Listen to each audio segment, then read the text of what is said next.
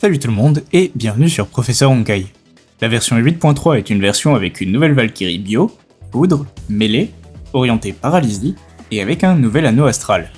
Donc comme vous pouvez vous y attendre, il y aura des boss de type Psy dans diverses météos adaptées à Elia, mais pas que. Et on commence comme d'habitude par l'Abysse. Le nouveau boss ajouté en 8.3, c'est le boss Sampo, issu de la collaboration avec Honkai Star Rail il y a quelques versions. Il sera disponible en Abysse en météo mêlée. Pour rappel, la météo mêlée booste les dégâts de mêlée des Valkyries et réduit leurs dégâts à distance. Le boss est de type Psy et a une transition qui nécessite de la paralysie. Sur ce boss, j'ai joué une équipe avec Elia DPS et Sushang ainsi que Herrscher de l'Humanité avec sa clé divine comme support. Le boss est en deux parties. La première partie a 5 barres de vie et n'est pas très bulky, donc normalement, si vous jouez une équipe de la partie 2, vous devriez pouvoir la tuer sans utiliser d'explosion stellaire.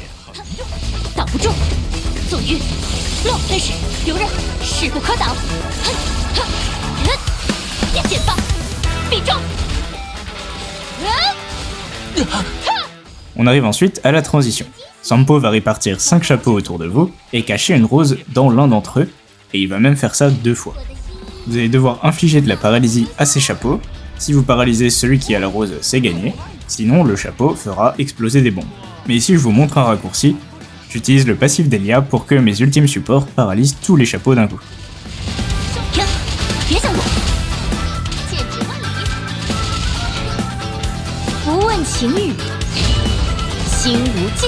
Et donc ensuite, la partie 2 commence. Le boss a 8 barres de vie. Et là pour le coup, je vous conseille d'utiliser une explosion stellaire pour lui mettre tout ce que vous avez. Mon explosion stellaire n'était pas disponible dès le début de la partie 2 parce que la difficulté de la bêta était un peu faible, donc j'ai tué la partie 1 trop vite, mais pour vous en pratique ça devrait aller.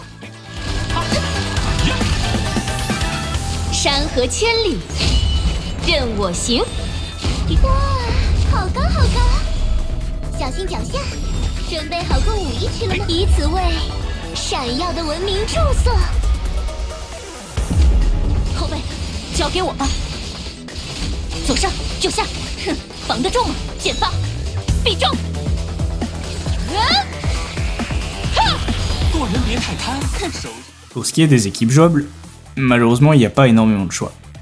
La meilleure équipe sera évidemment Elia, avec 2 de ses supports au choix. Par contre pour les équipes alternatives, je pense que les options sont assez copieuses.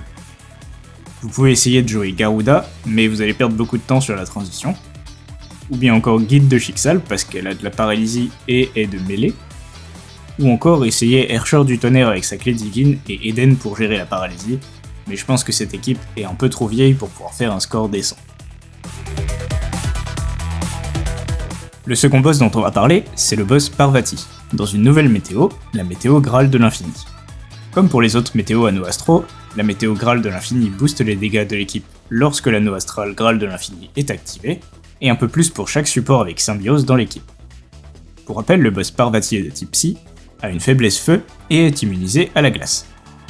Sur ce boss, j'ai donc joué Elia comme DPS, avec Kiana et Sushang comme support.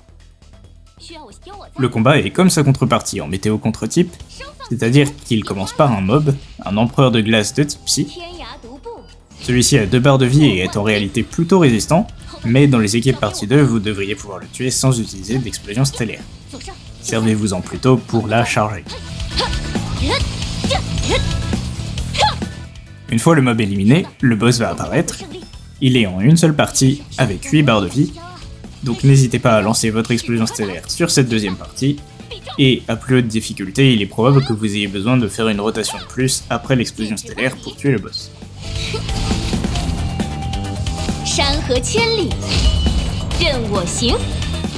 Pour ce qui est des équipes jouables, actuellement la meilleure équipe est avec Elia, Sushang et Kiana.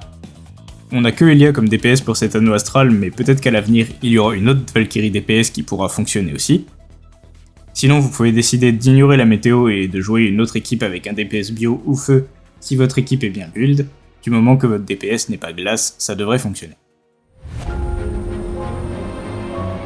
On va maintenant faire une pause dans les boss pour Elia, et on va discuter d'un autre boss qui obtient désormais sa 3ème météo. C'est le boss Météoroïde Guaymas. Il arrive cette fois en météo étoile du monde. J'ai décidé de jouer une équipe avec Senadina DPS, Qiyana et Vita en support. J'avais déjà présenté le combat dans de précédents guides, mais je ne lui avais pas vraiment fait honneur, donc on va rectifier le tir aujourd'hui. Ce boss est de type Astre, et en 2 parties. La première partie a un seul point critique, qui est relativement proche du début de ses PV, donc vous n'allez pas forcément trop galérer sur cette partie 1. Idéalement, vous pouvez même la faire sans explosion stellaire, mais vous allez voir que ce n'est pas grave si vous devez commencer une explosion stellaire pour tuer la partie 1.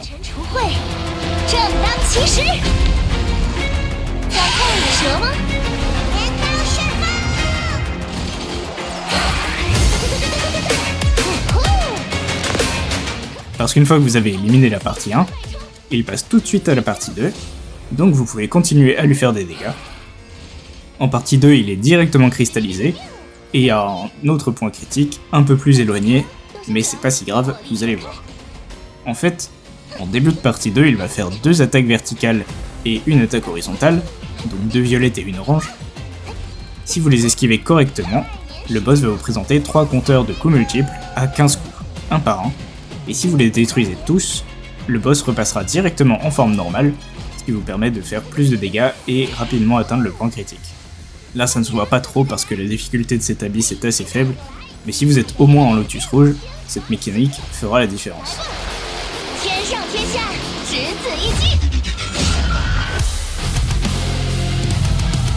Les équipes favorisées sur ce boss vont être les équipes étoiles du monde avec un personnage astre quelque part, soit en DPS, soit en support déclencheur de résonance.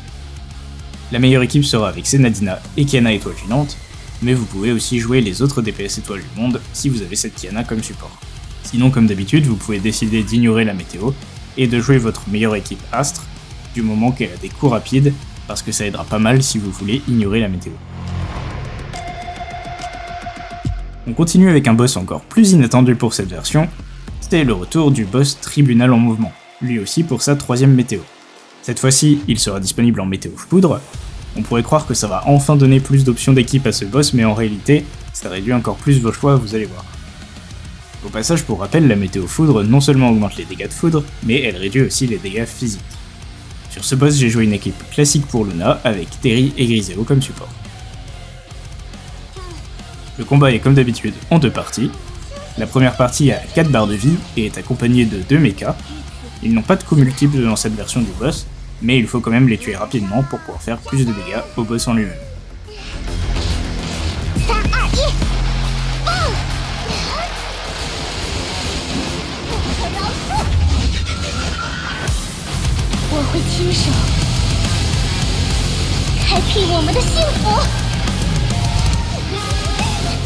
Une fois la première partie terminée, on passe à la transition, et on est donc dans une version avec un noyau pour la transition, et il faut détruire ce noyau, sauf que cette fois-ci, il a un bouclier faible au saignement, donc obligé d'avoir un DPS saignement qui va infliger des dégâts de saignement en permanence pour pouvoir terminer la transition, et la terminer vous donne un boost de dégâts pour la partie 2.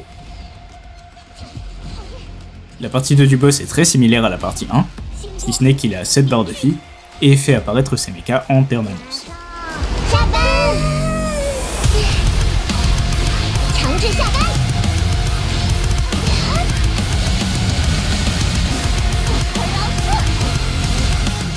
Une fois que vous l'avez aussi éliminé, le boss va avoir une sorte de bouclier à plusieurs couches, et des bombes araignées vont apparaître autour de lui.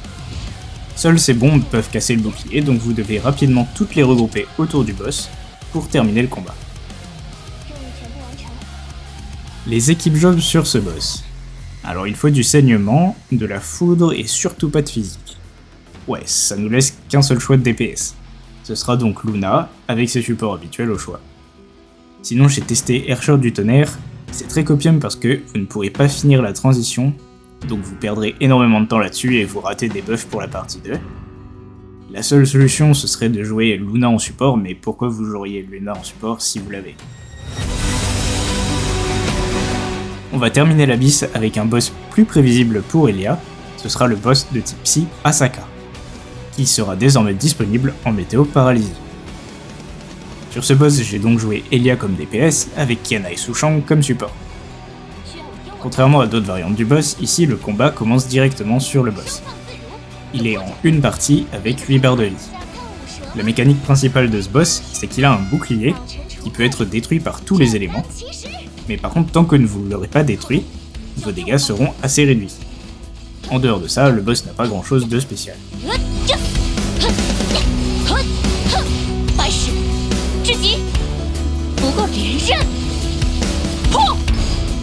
Pour ce boss, l'équipe favorisée sera bien évidemment avec Elia comme DPS, et avec Mini Dudu comme support car elle peut aider à la destruction de boucliers. Si vous ne l'avez pas, vous pouvez tout de même jouer les autres supports Symbiose. Et vous pouvez aussi décider de jouer les autres équipes du jeu qui infligent de la paralysie, notamment avec Terry ou Eden. On passe maintenant à l'arène commémorative. Et comme vous pouvez vous y attendre, le boss qui est ajouté cette version, c'est également le boss Sampo, avec une difficulté allant jusqu'au triple S. Et donc ici on ne parlera que de la difficulté triple S. Sur ce boss, j'ai à nouveau joué Elia DPS avec Sushang et Kiana en support. Le combat commence avec Sampo qui fait tomber des cartes. Je suppose qu'il faut les esquiver mais j'ai raté trop de fois donc tant pis pour moi. Le boss est en 2 parties et la première partie a un bouclier qui est faible à... Eh ben c'est pas écrit, mais vu mes dégâts j'aurais tendance à dire qu'il est plus faible aux dégâts de mêlée, mais c'est peut-être juste un bouclier normal. Lorsque le bouclier est détruit, le boss subit plus de dégâts. La première partie a 4 barres de vie et devrait être tuable sans explosion stellaire.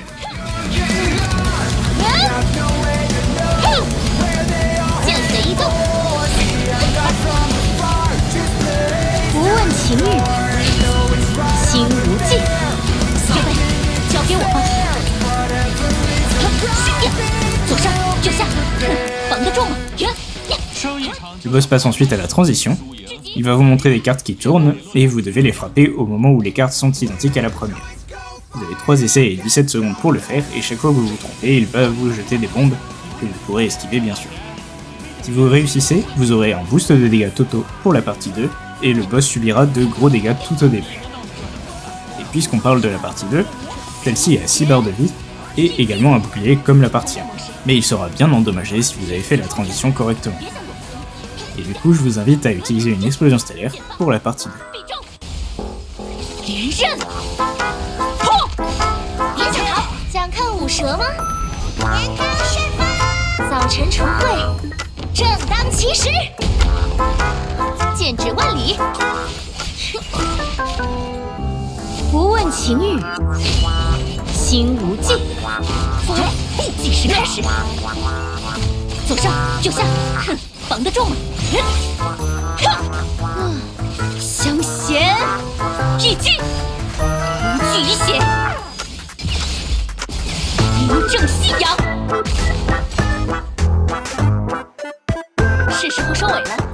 Pour ce boss, l'équipe favorisée sera encore une fois Elia en DPS. Vous pouvez jouer Mini Dudu comme support pour aider avec le bouclier, mais des tests que j'en ai fait, le bouclier n'était pas si résistant, donc même sans Mini Dudu, ça passe plutôt bien. Vous pouvez aussi jouer Elia en support Loi de l'Ascension pour gérer le bouclier, ou en vrai n'importe quelle autre de vos équipes qui a des dégâts en mêlée, et idéalement un DPS bio. Voilà, on a fait le tour des nouveaux boss et météo de la 8.3. Si vous avez des questions, n'hésitez pas à les poser en commentaire ou à rejoindre le Discord qui est en description, à laisser un like si vous avez aimé, à vous abonner si vous ne voulez pas rater les futurs guides, et sur ce, moi je vous dis à une prochaine sur Professeur Honkai.